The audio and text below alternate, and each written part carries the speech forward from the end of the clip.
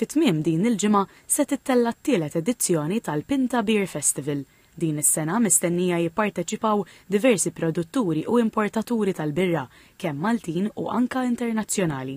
L-organizzatur tal-avveniment Jonathan Patch spjega kemm huwa importanti għalih li jiġu esposti artisti u produtturi lokali. Qal li dan l-avveniment jimmira li jaqqat l-istorja ta' Malta mad-divertiment. Huwa importanti għaliex l-udjenza tagħna mhuwiex biss il-lokal, imma għandna t-turist li huwa fil-qofol tal-pjattaformi kollha tagħna, inkluż Pinta Beer Festival, u għalhekk post bħal ġnien l-apparelli huwa testament fejn qegħdin naqdu l-istorja, il-kultura, mużika.